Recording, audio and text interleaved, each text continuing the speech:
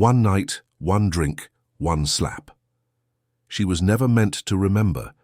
The ice cubes clinked against the crystal tumbler as Madison Torres lifted it to her lips, her hands trembling slightly from exhaustion rather than nerves. The hotel bar at the Ritz-Carlton downtown was nearly empty at 11:30 on a Tuesday night, which was exactly what she needed after the disaster that had been her day. Her waitressing uniform from Mel's Diner still smelled faintly of coffee and bacon grease, a stark contrast to the polished marble and soft jazz surrounding her.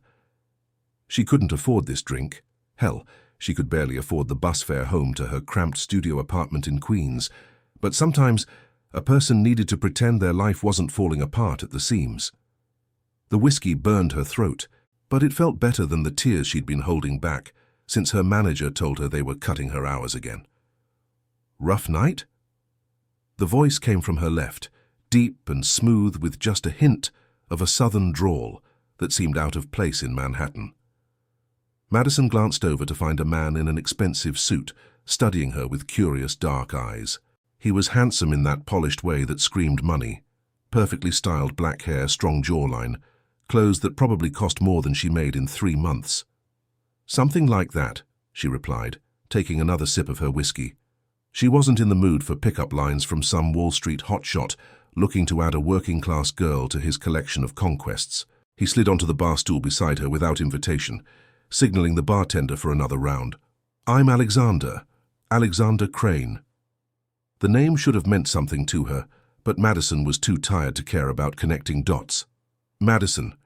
And before you ask, no, I'm not interested in whatever you're selling." Alexander laughed, a genuine sound that surprised her. "Direct, I like that. Most people in my world spend 20 minutes saying nothing at all." "Your world?" Madison raised an eyebrow. "Let me guess. Finance? Law? Something that involves screwing over people like me for fun and profit?" "Business," he said simply, accepting his scotch from the bartender.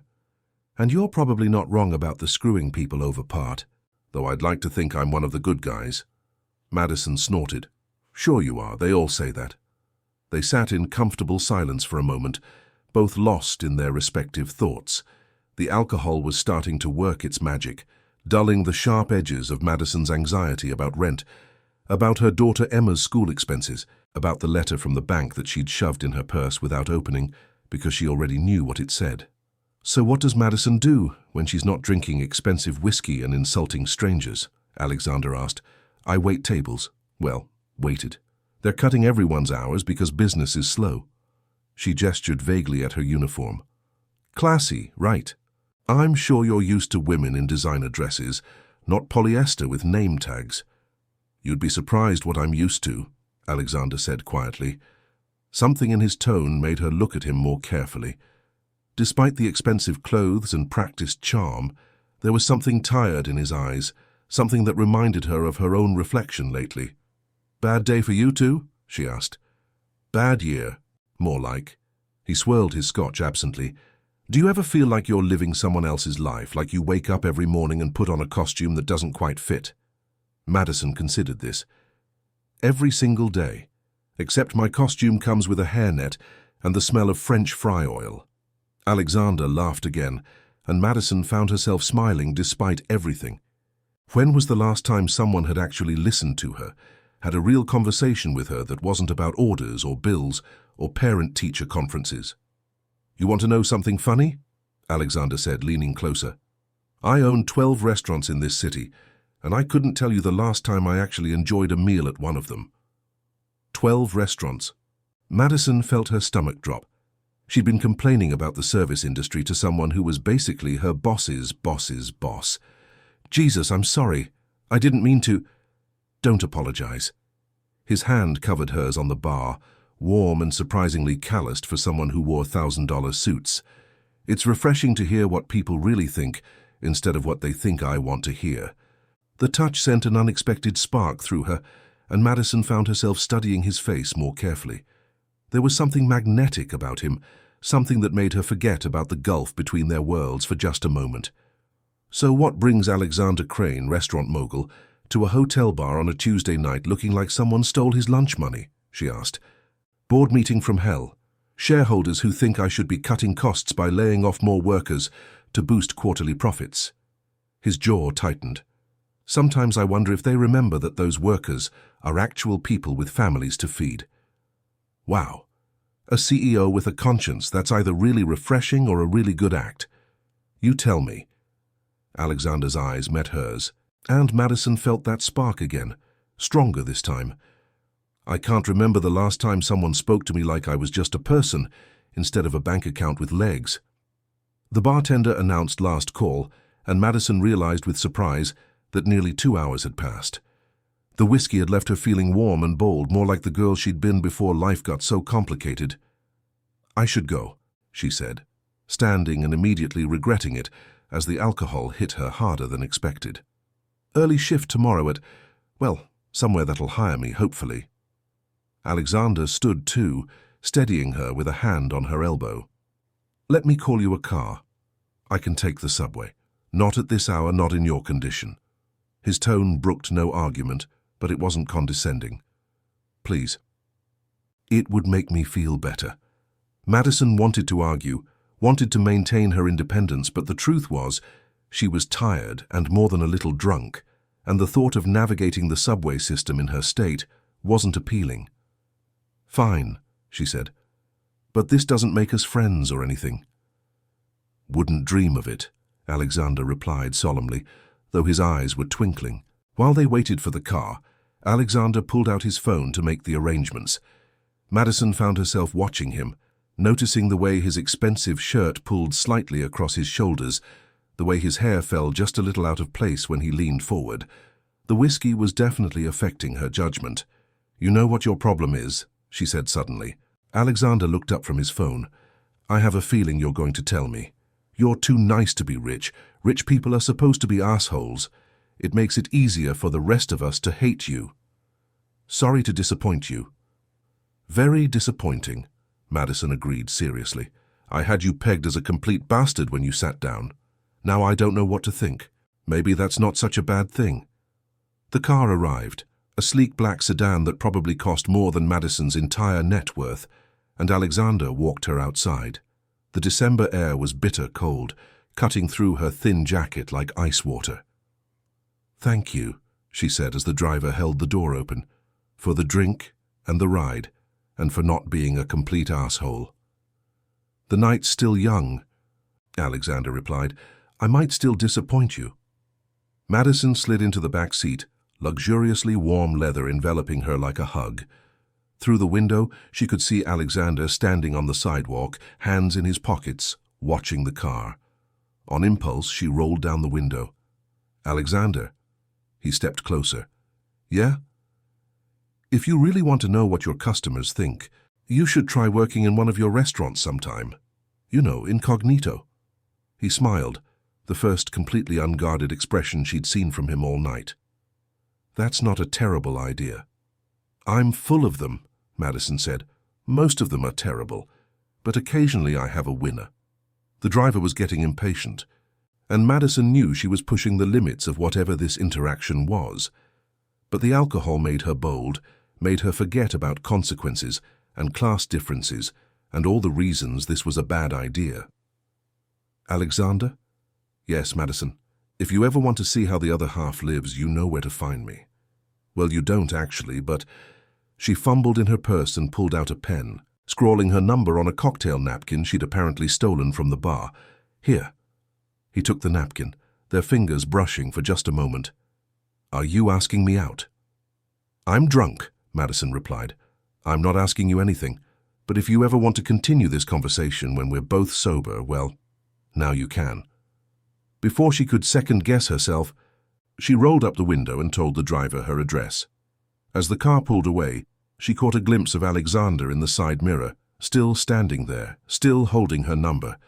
By the time she got home, the boldness had faded, and reality was creeping back in. What had she been thinking, giving her number to some rich guy she'd met in a hotel bar? He'd probably throw it away before he got home. Men like that didn't call women like her, not unless they wanted something specific that had nothing to do with actual dating. Her apartment was dark and quiet. Emma was staying at her grandmother's for the week. Madison's mother had insisted. saying a 12-year-old shouldn't have to worry about whether the electricity would be on when she got home from school. It was supposed to be helpful, but it just made Madison feel like more of a failure. She peeled off her uniform and fell into bed without bothering to wash her face, the room spinning gently from the whiskey. Tomorrow she'd wake up with a hangover and the same problems she'd had today. Nothing would have changed except she'd be out $40 she couldn't afford and have a story about the time she met a rich guy in a bar. But as she drifted off to sleep, she couldn't shake the memory of Alexander's laugh, or the way he'd listened to her like what she had to say actually mattered. It had been so long since anyone had looked at her like that, like she was interesting, like she was worth knowing. Her phone buzzed once on the nightstand, but Madison was already too far gone to hear it. The next morning brought a pounding headache and the harsh light of reality. Madison stumbled to the kitchen, squinting at the sunlight streaming through her small window, and immediately began second-guessing everything about the previous night. Had she really given her number to some random rich guy? Had she actually insulted his entire social class to his face? Coffee first, existential crisis second. While the ancient coffee maker wheezed to life, Madison finally checked her phone. One new message, received at 2:17 a.m. Thank you for an unexpectedly honest evening. I hope your job search goes well. Ah. Madison stared at the message, reading it 3 times. It was polite, distant, exactly what she should have expected. A nice way of saying thanks but no thanks. She deleted it without responding, and focused on more pressing matters, like the fact that she had exactly $73 in her checking account and rent was due in 2 weeks. The next few days blurred together in a haze of job applications and rejections. The restaurant industry in Manhattan was brutal, and word traveled fast. When one diner cut your hours, others assumed there was a reason. Madison found herself overqualified for retail, underqualified for office work, and too old to compete with college students for the good serving jobs. By Friday, desperation had set in. She was walking through Midtown, having just been turned down for a hostess position at a place that smelled like bleach and despair, when she found herself standing in front of a gleaming storefront with Crane and Associates etched in gold letters on the window. It wasn't one of his restaurants. This looked like corporate headquarters. Through the glass, she could see people in expensive suits hurrying around with the focused intensity of ants in an anthill. Alexander's world, the one she'd only glimpsed for a few hours in a hotel bar. Madison was about to walk away when she saw him. Alexander stood near a floor-to-ceiling window on what looked like the 15th floor, talking animatedly to someone she couldn't see. Even from this distance, even in a building full of people in expensive clothes, he stood out. There was something about the way he carried himself, the way people seemed to gravitate toward him. As she watched, he turned toward the window, and for a moment she could swear he was looking directly at her. It was impossible. He was too far away, and she was just one face among hundreds on the busy street. But something made her step back into the shadow of a nearby building. Her phone rang, making her jump. Unknown number. Hello? Madison. It's Alexander. Alexander Crane. She nearly dropped the phone. How did you... hi. Are you busy right now? Madison looked around the street, acutely aware that she was unemployed and had nowhere to be. Why? I have a proposition for you, a business proposition, he added quickly. Nothing weird. Can you meet me for lunch? I'm not really dressed for anywhere you'd probably want to eat lunch. Good thing I'm not either. There's a food truck on the corner of 47th and Broadway, Luis's Tacos, best carnitas in the city. Meet me there in 20 minutes? Madison found herself saying yes before she could think of all the reasons she should say no. Luis's Tacos was everything a Manhattan food truck should be. Crowded, loud, and serving food that smelled like heaven. Madison arrived first, still wearing her job interview outfit, a slightly wrinkled blouse, and her only pair of dress pants that didn't have visible stains. Alexander appeared 5 minutes later, and Madison did a double take. Gone was the expensive suit from the hotel bar. Instead, he wore dark jeans, work boots, and a plain grey t-shirt that looked like it had seen actual work. He looked younger somehow, less polished but more real. This is different, she said, as he approached. Good different or bad different? Jury's still out. Madison studied his face, looking for some sign that this was an elaborate joke or some kind of rich guy slumming experience. "So what's this business proposition?" Alexander ordered for both of them. Apparently he really did know Luis, who greeted him like an old friend, and found them a spot at one of the small tables set up on the sidewalk. "I've been thinking about what you said, about working in one of my restaurants incognito." He handed her a taco that looked like it might change her life. "I want to do it." "Okay." Madison took a bite and actually moaned a little. Luis was an artist. "And this involves me how? I need someone to teach me, someone who actually knows what it's like to work in the industry, who can spot the things I'd miss." Alexander leaned forward, suddenly intense. "I want to understand what my employees go through, what my customers really experience, but I can't do it alone." Madison set down her taco. "You want me to be your tour guide to the world of minimum wage service work. I want you to be my partner, temporarily." He pulled out a piece of paper and slid it across the table. "I'll pay you a consulting fee, enough to cover your expenses while you help me with this project. In return, you help me learn the ropes and give me honest feedback about what I'm seeing." Madison glanced at the paper and nearly choked on her food. The number written there was more than she'd made in the last 3 months combined. "This is crazy," she said. "You don't know me. I could be completely unreliable or crazy, or you could be exactly what I need." Alexander's eyes were serious now, no trace of the charming playboy from the hotel bar. "Look, Madison, I'm going to be honest with you. My board of directors wants me to implement some cost-cutting measures that would put a lot of people out of work, people with families, people who depend on their jobs to survive. Before I make any decisions, I want to understand exactly what those decisions would mean.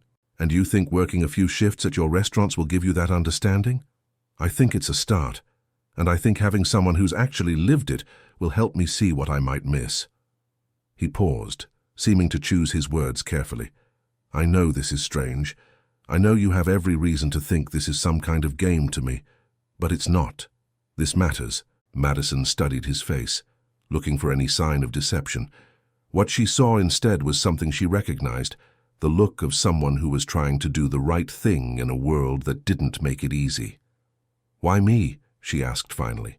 "Because you told me I was too nice to be rich. Because you didn't try to impress me or tell me what you thought I wanted to hear. Because when you looked at me, you saw a person, not a bank account." Alexander smiled ruefully. "And because you're the only person I've met in years who wasn't afraid to call me on my bullshit." The offer was tempting, more than tempting. It was the answer to her immediate problems and maybe a chance to do something that actually mattered. But it was also complicated in ways that made her nervous. "What exactly would this partnership involve?" she asked. "I'd work shifts at 3 of my restaurants, different types, different neighborhoods. You'd work the same shifts, help me navigate the social dynamics, point out things I might miss. We'd debrief afterward, and you'd give me your honest assessment of what you observed. And then I use that information to make better decisions about my business. Decisions that take actual human impact into account, instead of just quarterly profits."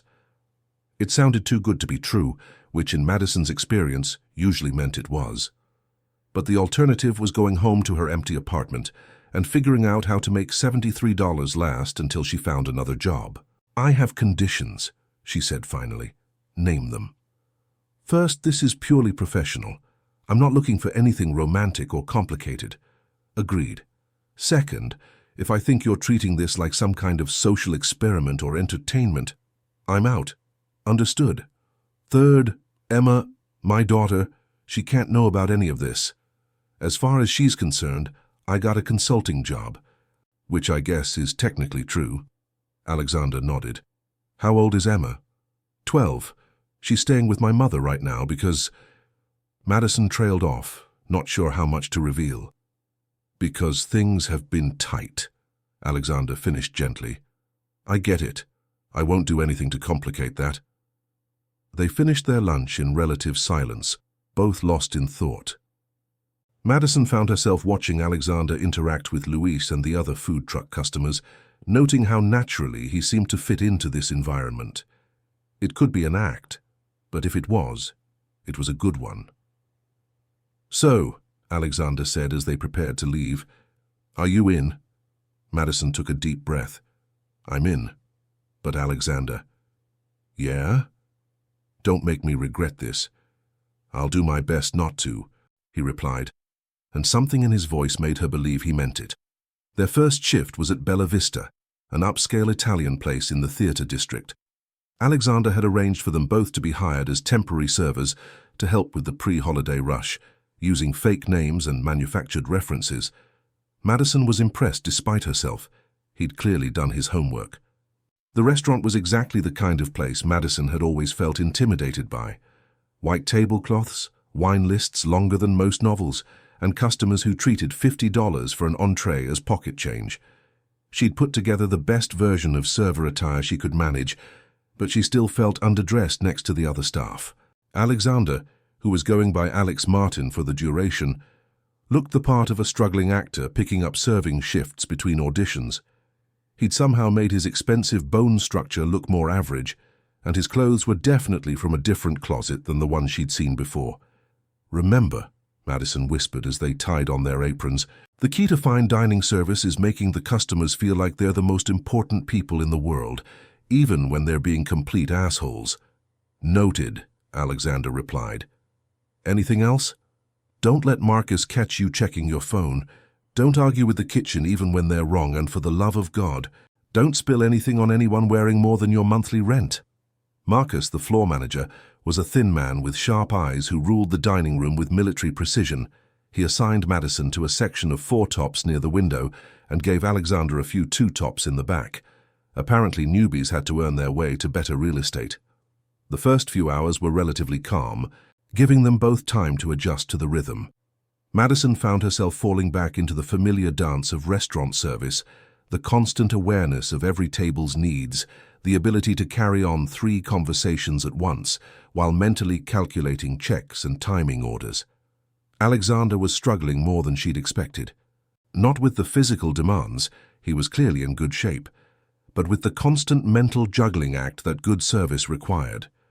She watched him get flustered when one table wanted modifications to their order, while another was trying to get his attention for more wine. "It's like playing 3-dimensional chess while someone throws things at you," he said during a brief lull, wiping sweat from his forehead. "Now imagine doing it for 8 hours straight, with feet that hurt and customers who treat you like furniture," Madison replied. "Welcome to the service industry." The real test came around 8:30 when the post-theatre crowd arrived in force. The restaurant went from pleasantly busy to controlled chaos in the span of 15 minutes. Madison found herself in the zone, moving between tables with practiced efficiency, reading customers' moods and adjusting her approach accordingly. Alexander, meanwhile, was drowning. She watched him try to take an order from a table of 4 businessmen who were clearly impatient and already half drunk. One of them, a red-faced man in an expensive suit, was becoming increasingly aggressive about the delay in getting his appetizer. "Excuse me," the man said, his voice carrying across the dining room, "but we ordered 20 minutes ago. Where's our food?" Alexander checked his notepad, clearly flustered. "I'll check with the kitchen right away, sir." "Don't check with the kitchen," the man snapped. "Get me the manager. This is unacceptable." Madison saw the moment when Alexander's composure cracked. For just an instant, his expression shifted from apologetic server to someone who was accustomed to being the one people apologized to. It was subtle, but in the context of a restaurant dining room, it might as well have been a neon sign. The customer noticed too. "Are you being smart with me?" "No, sir, because you've got some attitude for someone who can't even handle a simple order." Madison abandoned her own table mid-sentence and appeared at Alexander's side with practiced smoothness. "Good evening, gentlemen," she said with a smile that was equal parts charm and steel. "I'm Madison, and I'll be helping Alex tonight. I sincerely apologize for the delay with your appetizer. The kitchen is running a bit behind due to an unexpected rush, but I've personally spoken with the chef, and your calamari will be out in less than 2 minutes." She produced a basket of fresh bread from seemingly nowhere and set it on the table with a flourish. "In the meantime, please enjoy some of our house-made focaccia, and let me refresh those drinks for you." The transformation in the table's mood was immediate. The aggressive businessman settled back in his chair, mollified by Madison's combination of authority and deference. Within minutes, she had them laughing at her jokes and ordering an expensive bottle of wine. "How did you do that?" Alexander asked when they finally had a moment to breathe. "Experience," Madison replied, "and the knowledge that most angry customers just want to feel heard and valued. The trick is giving them that without actually admitting fault or letting them walk all over you. You probably saved my job." "Your fake job," Madison corrected. "And yes, I probably did."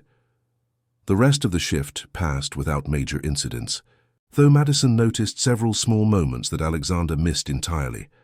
The way the kitchen staff rolled their eyes when servers asked for modifications, the busboy who was clearly working while sick because he couldn't afford to call out, the hostess who got yelled at by a customer for a wait time that was completely beyond her control. By closing time, they were both exhausted. Alexander looked like he'd run a marathon, and Madison's feet were screaming despite her comfortable shoes. "Drink?"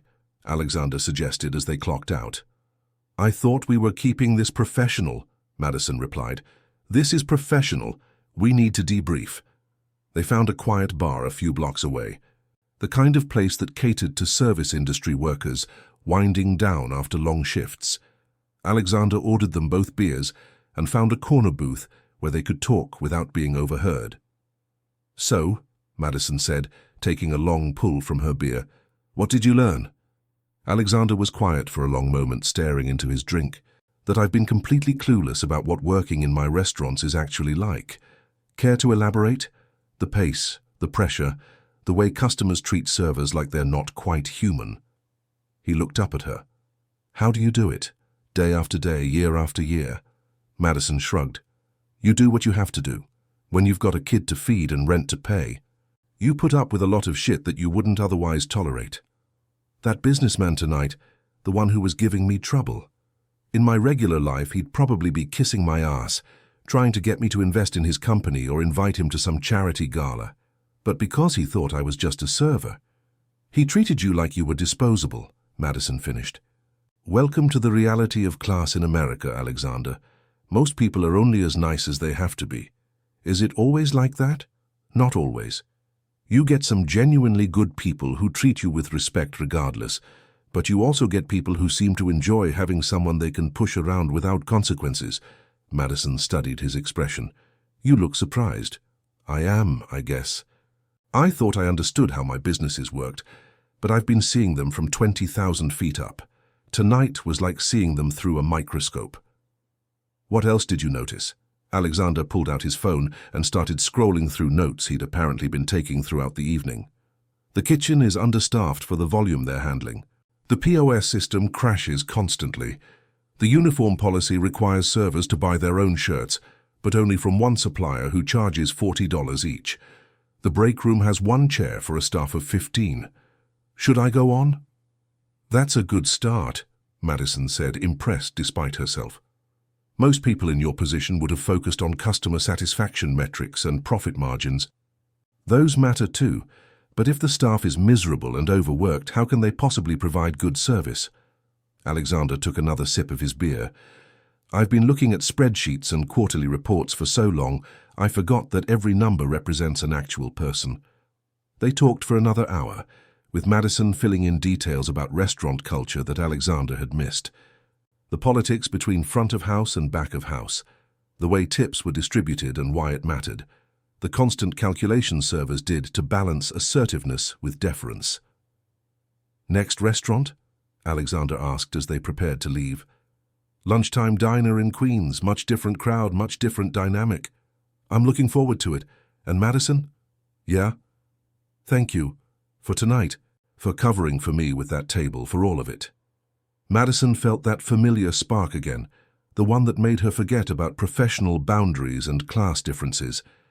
Alexander was looking at her with something that seemed like genuine admiration, and it had been so long since anyone had looked at her that way.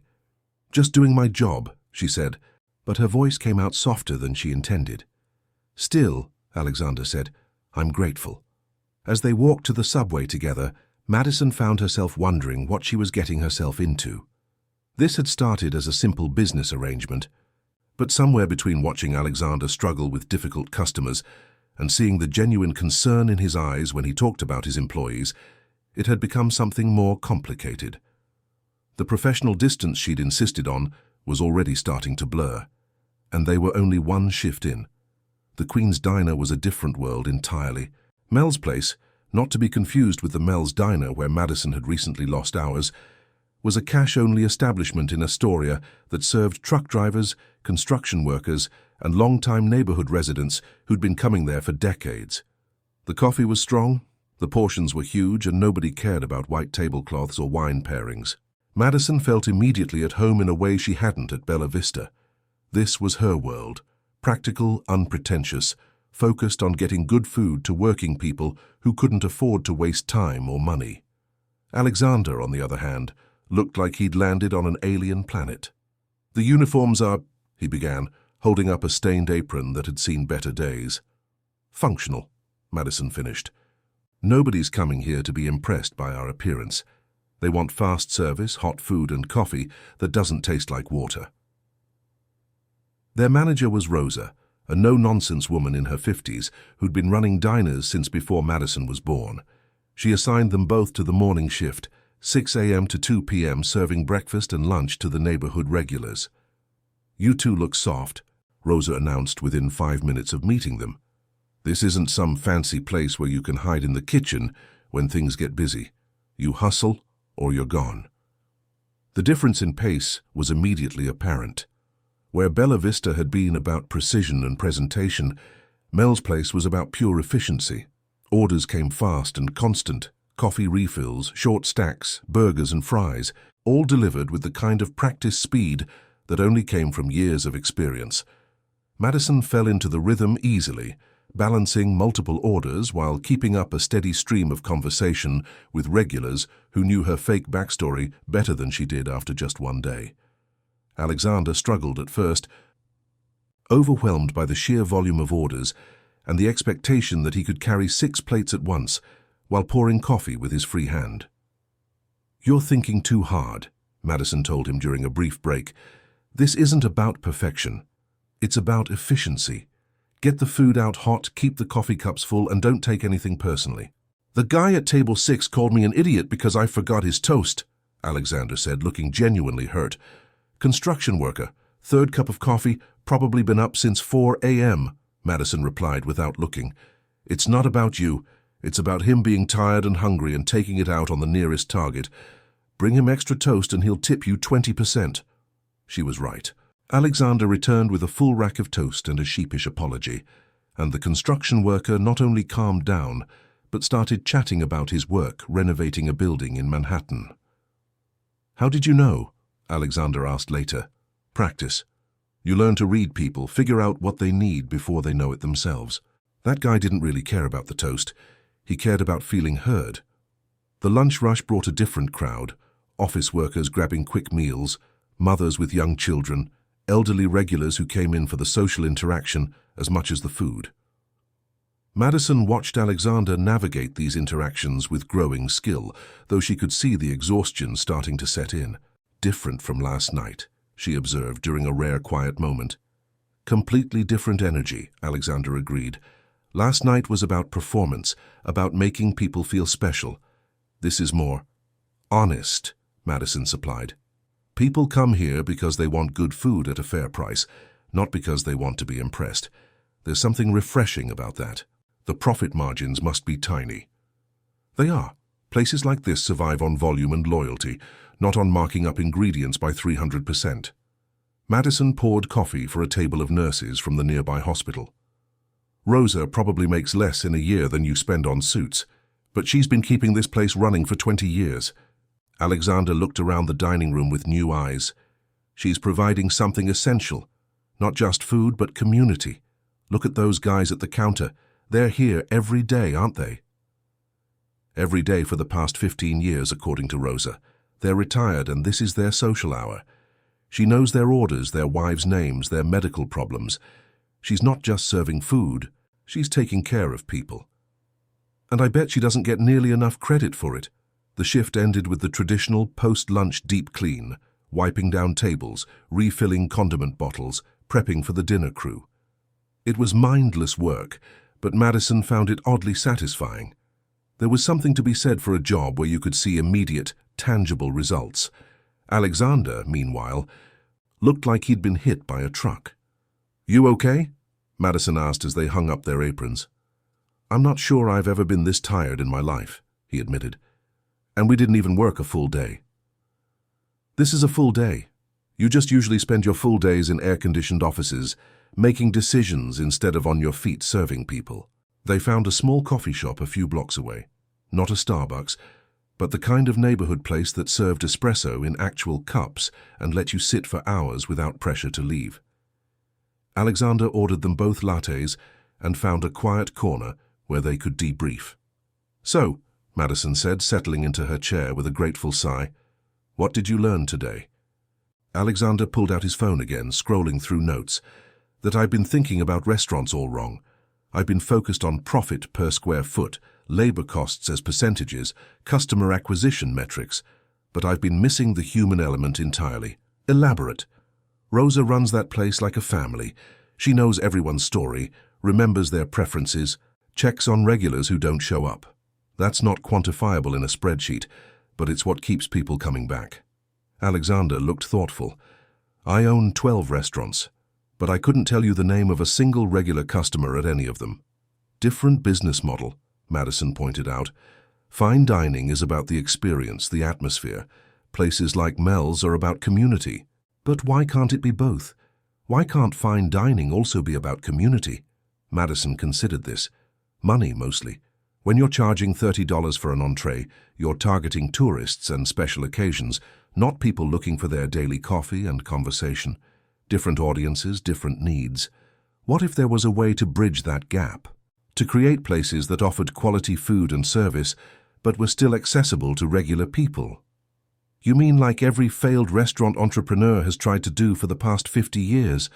Madison smiled to take the sting out of her words. "It's not that simple, Alexander. Food costs, labor costs, rent in decent neighborhoods, they all add up. You either charge enough to cover your expenses plus profit, or you go out of business." But what if the profit model was different? What if instead of maximizing profit per transaction, you focused on building long-term customer loyalty and community investment? Madison studied his face, looking for signs that this was just rich guy fantasy, the kind of idealistic thinking that came from never having to worry about making payroll. But what she saw instead was genuine curiosity, the look of someone trying to solve a real problem. "You'd need investors who were willing to take lower returns in exchange for social impact," she said slowly. "And you'd need to find a way to keep quality high while keeping prices reasonable. That usually means paying staff better and accepting smaller margins. Both of which are exactly what my board wants me to avoid." Yep. Welcome to the fundamental tension of capitalism, doing good versus doing well. They talked for another hour, with Alexander asking detailed questions about everything from tip distribution to scheduling practices. Madison found herself impressed by how quickly he was absorbing information and connecting dots she hadn't expected him to see. "One more restaurant?" Alexander asked as they prepared to leave. "Fast casual, completely different animal again." "I'm starting to see why you called me naive." Madison looked at him, really looked at him. His expensive haircut was disheveled, his clothes were wrinkled and slightly stained, and he looked more exhausted than she'd ever seen him. But there was something else there too, something that reminded her of why she'd been drawn to him that first night. "You're not naive," she said finally. "You're just sheltered. There's a difference." "Is there?" Naive people think they know everything. Sheltered people are willing to learn. As they walked toward the subway, Madison found herself wondering again what she was getting herself into. The professional boundaries she'd insisted on were becoming harder to maintain with each passing hour.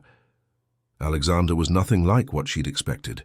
He was thoughtful, curious, and genuinely seemed to care about the impact his decisions would have on real people, which made the growing attraction between them a complication she definitely didn't need. The fast casual restaurant was a revelation in chaos.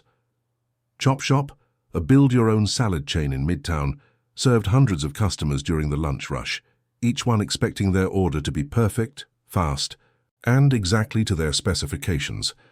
Madison had worked similar places before, but Alexander looked overwhelmed before they even clocked in. The assembly line style of service was unlike anything they'd experienced at the previous restaurants, pure speed and efficiency, with no time for the niceties of traditional table service. "The key here is rhythm," Madison explained as they put on their chop shop visors and gloves. "You're not serving people, you're feeding a machine. Keep the line moving, don't overthink the orders, and for God's sake, don't run out of anything during the lunch rush." Their manager, Trevor, was barely 25 and hopped up on the kind of aggressive energy that came from too much caffeine and corporate training programs. He assigned Alexander to the salad assembly line and Madison to the register, apparently deciding that she looked more trustworthy with money. The lunch rush at Chop Shop was like nothing Madison had ever experienced. A steady stream of office workers, delivery drivers and tourists flowed through the doors, each with increasingly complex orders that needed to be assembled in under 2 minutes. The noise level was incredible. Blenders, chopping knives, shouted orders, and the constant beeping of point-of-sale systems. Madison fell into the rhythm of taking orders, translating customer preferences into the abbreviated language the kitchen staff understood, and keeping the line moving while maintaining at least the appearance of friendly service. It was exhausting in a completely different way from traditional restaurant work, more like working on a factory floor than in food service. Alexander, meanwhile, was struggling with the assembly line. She watched him try to build salads according to customer specifications while keeping up with the pace demanded by the lunch rush. He was methodical where he needed to be fast, careful where he needed to be efficient. "Move! Move! Move!" Trevor shouted over the noise. "We've got a line out the door and you're building salads like you're painting the Sistine Chapel." Madison saw the exact moment when Alexander's patience snapped. He'd been dealing with increasingly demanding customers, working at a pace that was clearly unsustainable, and being yelled at by a manager who was young enough to be his son. His face went from strained to angry in the span of a heartbeat. "Maybe if you actually staffed this place properly instead of expecting 3 people to do the work of 6, we could maintain quality and speed," Alexander said, his voice carrying the authority of someone accustomed to being listened to. The entire kitchen went quiet. Trevor's face turned red, and Madison could see the other workers looking back and forth between the 2 men, like they were watching a tennis match. "Excuse me?" Trevor said, his voice dangerously quiet. Madison abandoned her register and stepped between them with practiced smoothness. "Trevor, Alex is new and still learning the rhythm," she said quickly. "We're a little overwhelmed by the rush, but we've got it under control. Alex, why don't you help me up front while the lunch crowd settles down?" It was a face-saving solution for everyone involved, but Madison could see that the damage was done. Trevor was the kind of manager who took any challenge to his authority as a personal insult, and Alexander had just challenged him in front of the entire staff. "How you need to check your attitude," Trevor told Alexander. "This isn't some fancy place where you can take your time and be artistic. This is about efficiency and profit margins." "I understand that," Alexander replied tightly, "but there's a difference between efficiency and impossible expectations." Madison grabbed Alexander's arm and steered him toward the front of the restaurant before the situation could escalate further. "What are you doing?" she hissed under her breath. "Standing up for basic human dignity," Alexander replied, but she could see him starting to realize the magnitude of his mistake. "This isn't your boardroom, Alexander. You can't just challenge authority and expect people to respect your opinion. Here, you're just another replaceable worker, and Trevor has the power to make your life miserable." The rest of the shift was tense. Trevor made a point of assigning Alexander the most unpleasant tasks, cleaning the bathrooms, taking out trash, scrubbing down equipment. It was petty revenge, but it was also a clear message about the hierarchy. Madison watched Alexander swallow his pride and complete each task without complaint, though she could see the effort it was costing him. This was probably the first time in his adult life that someone had treated him as expendable, and the lesson was clearly a bitter one. By closing time, they were both exhausted and demoralized. The post-lunch rush cleanup at Chop Shop was extensive. Every surface needed to be sanitized, every piece of equipment cleaned and restocked for the next day. "Different kind of tired," Alexander observed as they finally clocked out. "Different kind of place," Madison replied. Fast casual is all about volume and margins. They squeeze efficiency out of every process, including their workers. They found a quiet bar a few blocks away, the kind of neighborhood place that served beer in honest glasses and didn't try to be anything other than what it was. Alexander ordered them both drinks and found a corner booth where they could talk without being overheard. "I screwed up today," Alexander said without preamble. "Yes, you did." Madison saw no point in sugarcoating it. "You forgot where you were and who you were supposed to be. Trevor was being unreasonable. Trevor was being Trevor. That's who he is, that's how he manages, and that's what corporate expects from him. You challenging him didn't change anything except make your own life harder." Alexander stared into his beer for a long moment. "In my regular life, when I see something that's wrong or inefficient, I fix it. I'm used to having the authority to make changes. But you don't have that authority here.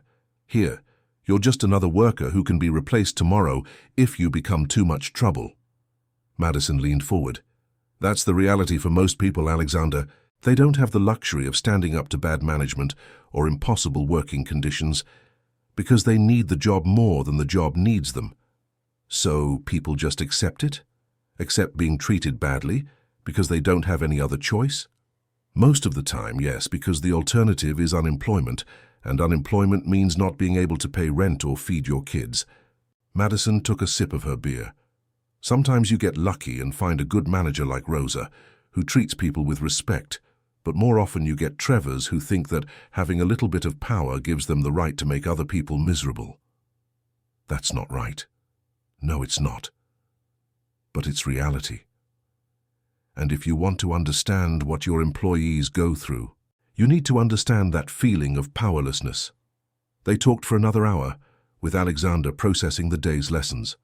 Madison found herself watching his face, noting how the experience was changing him. The polished confidence was still there, but it was tempered now by something that looked like humility. "Last restaurant tomorrow," Alexander said finally. "Pizza place in Brooklyn. Late-night crowd, different energy entirely." "Will I survive it?" Madison smiled. "Probably. You're tougher than you look." As they prepared to leave, Alexander caught her arm gently. "Madison, I want you to know how much I appreciate this. What you're doing, what you're teaching me, it's changing how I think about everything." "Just doing my job," she replied.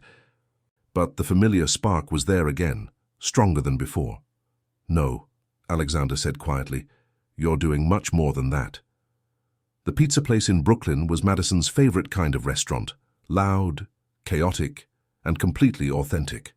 Gino's had been serving the neighborhood for 40 years, and everything about it felt real in a way that corporate chains never managed. The late shift brought a different crowd entirely. College students, night shift workers grabbing dinner before work, families picking up takeout after long days. The energy was relaxed in a way that the lunch rushes hadn't been, giving Madison and Alexander a chance to actually talk to customers and each other. Madison found herself working alongside Alexander more naturally than she had at the previous restaurants. They'd developed a rhythm over the past few days, an unspoken communication that made the work flow more smoothly. When he was overwhelmed, she stepped in. When she was swamped, he covered her tables without being asked. "You two work well together," observed Maria, the night manager, as she watched them coordinate a large takeout order. "How long have you been a team?" "Not long," Madison replied, glancing at Alexander, "but we're learning." The real test came around 11 p.m., when a group of drunk college students stumbled in demanding immediate service and making increasingly unreasonable requests. Madison watched Alexander's jaw tighten as one of them snapped his fingers to get attention, but he managed to maintain his composure. "What can I get you guys?" Alexander asked with forced cheerfulness. "Pizza. Lots of pizza. And make it fast. We're starving," slurred one of the students. "Absolutely. What kind would you like?"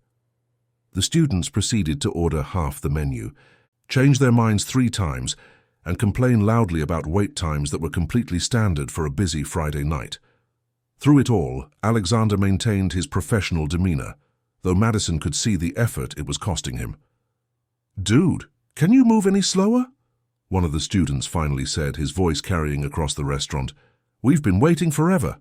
"I understand you're eager to get your food," Alexander replied evenly.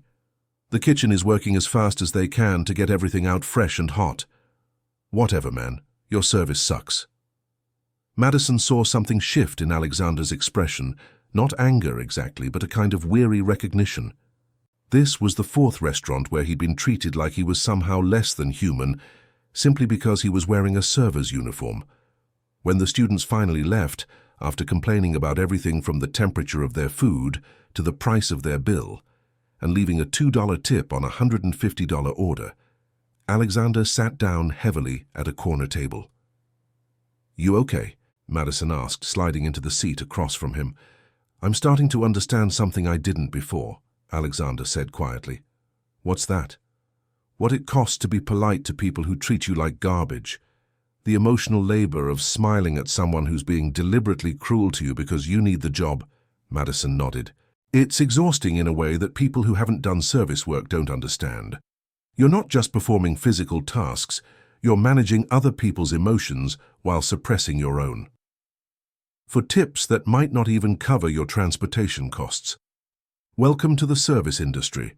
They finished their shift in contemplative silence, both lost in their own thoughts. The cleanup at Gino's was thorough but not unreasonable. Maria treated her staff with respect and made sure everyone got out at a reasonable hour. "Drink?" Alexander asked as they clocked out for the final time. "Sure," Madison replied. "I think we've earned it." They found themselves back at the hotel bar where they'd first met, though this time they both looked like they'd been through a war. Alexander's expensive bone structure was still there, but it was softened by exhaustion and a week's worth of lessons in humility. "So," Madison said as they settled into a corner booth with their drinks, "what's the verdict? Ready to implement those cost-cutting measures your board wants?"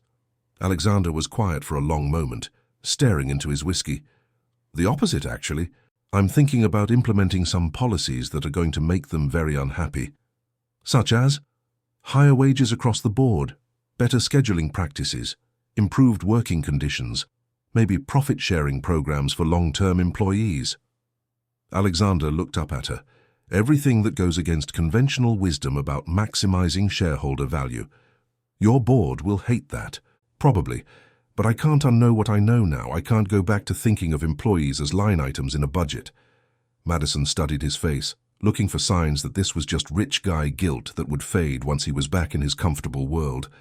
But what she saw instead was something that looked like genuine conviction. "What about the shareholders?" she asked. "They're not going to be happy with lower profits. Maybe it's time for a different kind of success metric. Customer loyalty, employee retention, community impact. There are ways to measure value that don't show up on quarterly reports." "That's a nice philosophy, but business doesn't run on philosophy." "Doesn't it?" Alexander leaned forward. "Think about Rosa's diner.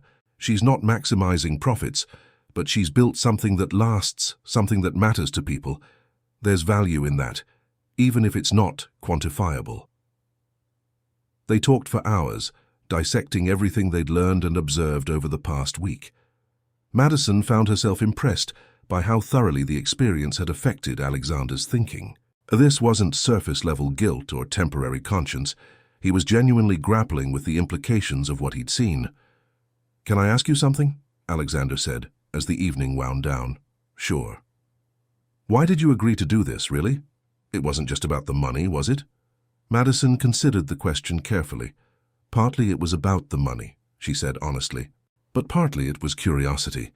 I wanted to see if you were for real, or if this was just some rich guy playing at being enlightened." "And what's the verdict?" "Still deciding," Madison replied with a smile. "But you've surprised me." "How so?" "You actually listened. You absorbed what you saw instead of just confirming what you already thought. That's rarer than you might think." Alexander reached across the table and covered her hand with his. "I couldn't have done this without you. Your insights, your protection when I screwed up, your ability to translate between worlds, none of this would have been possible without your help." Madison felt that familiar spark again, stronger than ever. The week of working together had created an intimacy that had nothing to do with romance and everything to do with shared experience. They'd seen each other at their most vulnerable, had navigated challenges together, had developed a partnership that felt natural and right. "So what happens now?" she asked. "Now I go back to my real life and try to figure out how to implement everything I've learned. Alexander's thumb traced across her knuckles. And I hope that this doesn't have to be the end. Alexander, I know what you said about keeping this professional, and I respect that, but I'd be lying if I said this week hadn't changed how I think about a lot of things, including you. Madison felt her carefully constructed walls starting to crumble.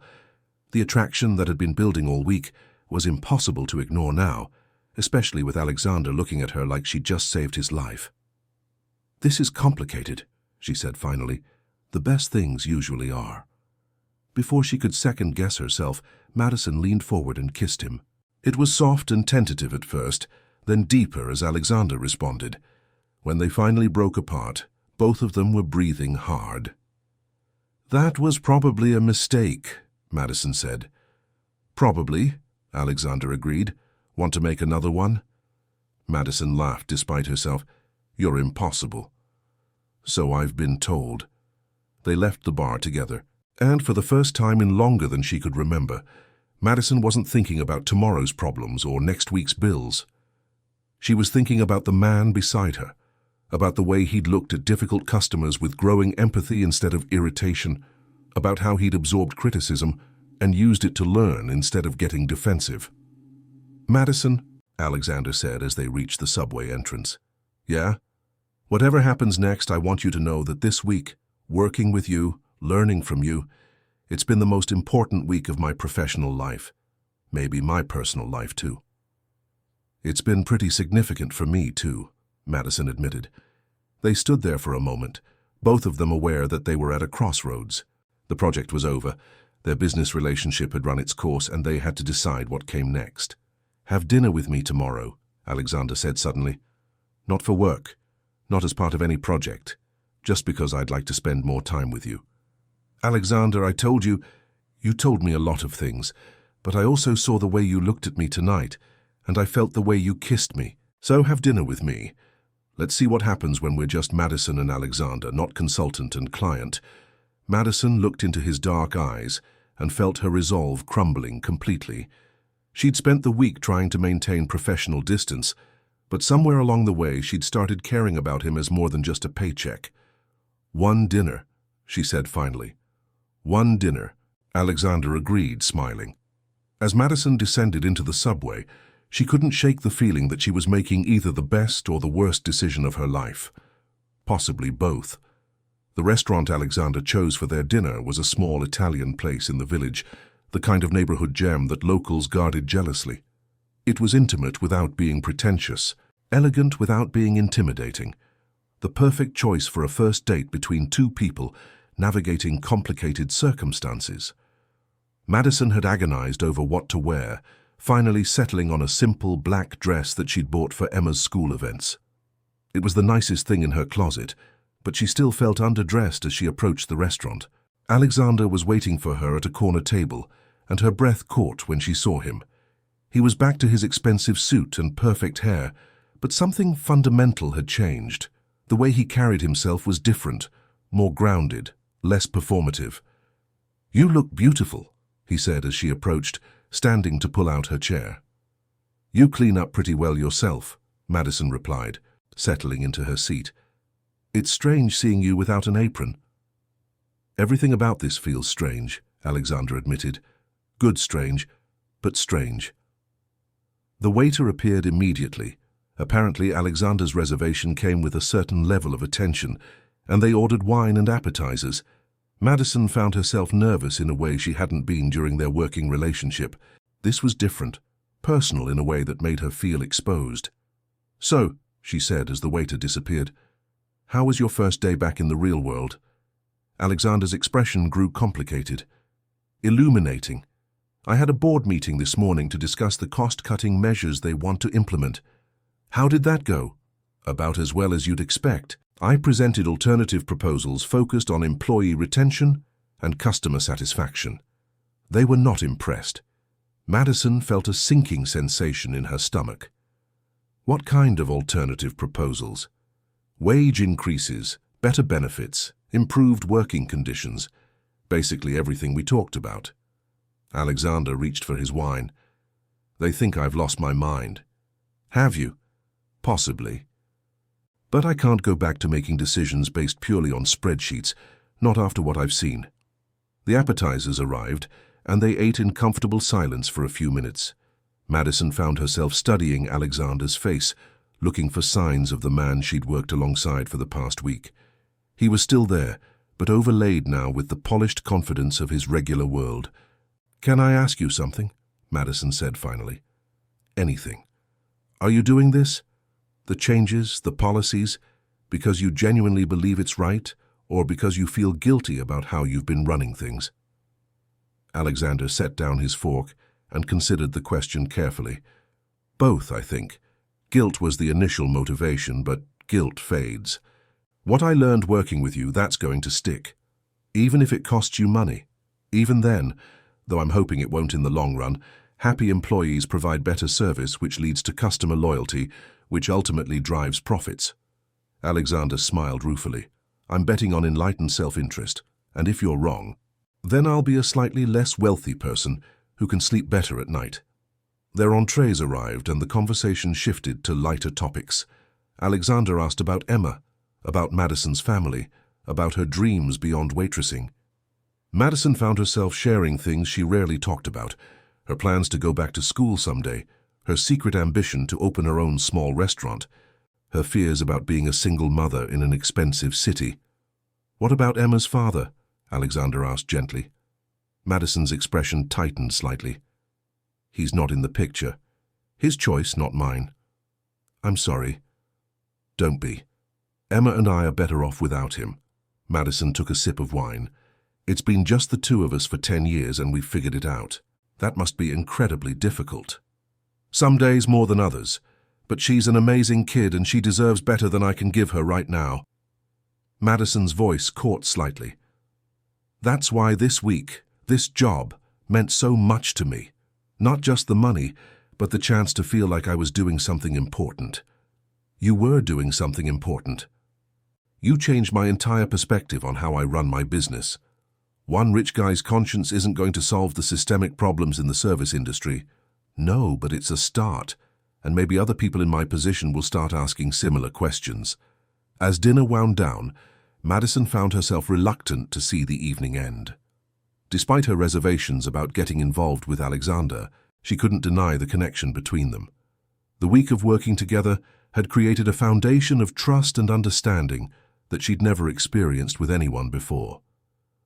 "Walk with me?" Alexander suggested as they left the restaurant. They strolled through Washington Square Park, past street musicians and late-night dog walkers. The October air was crisp, and Madison found herself grateful when Alexander offered his jacket. "Madison," Alexander said as they paused by the fountain, "I need to tell you something." "That sounds ominous." "It's not, I hope." Alexander turned to face her. "This week, working with you, getting to know you, it's been the most real thing that's happened to me in years. Maybe ever." "Alexander, I know this is complicated. I know there are a dozen reasons why this is a bad idea, but I also know that I've never met anyone like you, and I don't want to let this opportunity pass by because of logistics." Madison felt her heart racing. "What are you asking?" "I'm asking if you'd be willing to try, to see where this goes despite all the complications." "You don't understand what you'd be signing up for," Madison said quietly. "I'm not some fantasy working-class girl who's going to be grateful for your attention. I have real problems, real responsibilities. I can't be your project or your social experiment. That's not what this is. Isn't it rich guy saves poor girl from her circumstances? That's not a relationship, Alexander. That's charity." Alexander stepped closer, his eyes intense. "Do you really think that's what this is about?" Madison wanted to say yes, wanted to maintain the walls that had protected her for so long. But the truth was more complicated than that. The man she'd worked with all week, the one who'd absorbed criticism and learned from mistakes, who'd shown genuine concern for people he'd never thought about before, that man was nothing like the stereotype she was trying to impose on him. "I don't know what this is about," she admitted finally. "Then let's find out. Together." Before she could overthink it, Madison reached up and kissed him again. This time there was no hesitation, no professional boundaries to hide behind. This was just Madison and Alexander, Two people who'd found something unexpected in the middle of their very different lives. When they broke apart, both of them were smiling. "One date at a time," Madison said. "One date at a time," Alexander agreed. As he walked her to the subway, Madison found herself thinking about possibilities she'd never allowed herself to consider. Maybe this would work out, maybe it wouldn't. But for the first time in years, she was willing to take the risk. 3 months later, Madison stood in the kitchen of Crane & Associates' newest restaurant, watching Alexander put the finishing touches on a dish that would never appear on the menu at his upscale establishments. Community Table was his experiment in bridging the gap between quality and accessibility. A neighborhood restaurant that served excellent food at prices working families could afford. The business model was revolutionary in its simplicity: modest profits, higher wages, and a focus on becoming an integral part of the community rather than just extracting value from it. The board had fought him every step of the way, but Alexander had used his own money to fund the pilot program. Madison had been involved from the beginning, helping design everything from the menu to the staff training program. Her title was Community Relations Manager, but in practice she was Alexander's partner in every meaningful sense of the word. "How does it look?" Alexander asked, presenting a plate of Rosa's famous meatballs with his own upscale twist. "Like something that would make Rosa proud and your fancy chef friends jealous," Madison replied, tasting the dish. "Perfect balance." The restaurant was packed for their soft opening, filled with neighborhood residents, food critics, and a handful of nervous investors. Emma was there too, finally meeting the man her mother had been spending so much time with. "So you're the guy who's been making Mum smile all the time," Emma had said upon meeting Alexander, with the direct honesty that only 12-year-olds could manage. "I hope that's a good thing," Alexander had replied. "It's weird but good," Emma had decided after careful consideration. Now, watching Alexander work alongside the diverse staff he'd assembled, former employees from all his restaurants, who jumped at the chance to be part of something different, Madison felt a satisfaction she'd never experienced before. This wasn't charity or guilt-driven reform. This was genuine change, built on the foundation of everything they'd learned during that transformative week. "Madison," Alexander said during a brief lull in the dinner rush, "can I talk to you for a minute?" They stepped outside into the cool March evening, leaving the warmth and chaos of the restaurant behind. "Everything okay?" Madison asked. "More than okay." Alexander reached into his pocket and pulled out a small velvet box. "I know this is crazy. I know we've only been together for a few months. And I know this complicates everything. But I also know that I want to spend the rest of my life learning from you, building things with you, being challenged by you." Madison's heart stopped. "Alexander, I'm not asking you to marry me tomorrow. I'm asking you to marry me eventually, when you're ready, when Emma's ready, when it feels right for all of us." He opened the box to reveal a simple, elegant ring. "I'm asking you to believe that what we have is worth building a life around." Madison looked at the ring, then at Alexander's face, then at the restaurant behind them filled with people enjoying affordable, quality food served by workers earning living wages. It was exactly the kind of impossible dream she'd stopped allowing herself to have years ago. "You know what you're getting into?" she asked. "Single mother, student loans, a daughter who's going to need help with algebra and boy problems and college applications?" "I know exactly what I'm getting into," Alexander replied, "and I can't wait." Madison looked at the ring again, thinking about the journey that had brought them to this moment.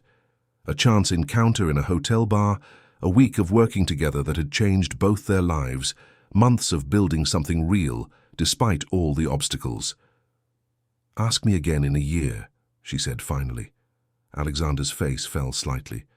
"Madison, ask me again in a year when you've proven that Community Table can work, when Emma's had time to get used to having you around, when we've had a chance to see if this can survive the real world." Madison reached up and cupped his face in her hands.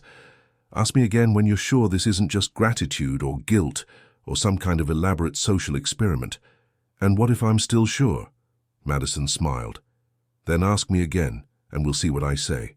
Alexander laughed and pulled her close. "You're going to make me work for it." "Everything worth having requires work," Madison replied. "You taught me that."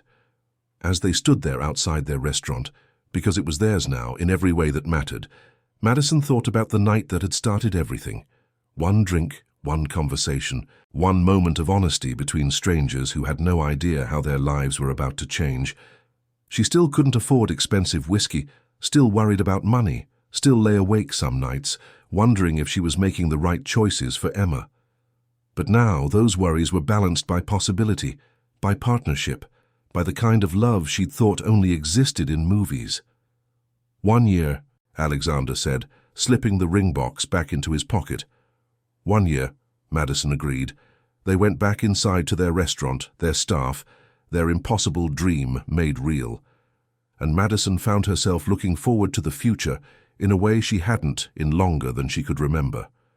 Sometimes the best things in life really did start with a single drink and a willingness to see beyond the surface. Sometimes taking a risk on a stranger in a hotel bar led to everything you never knew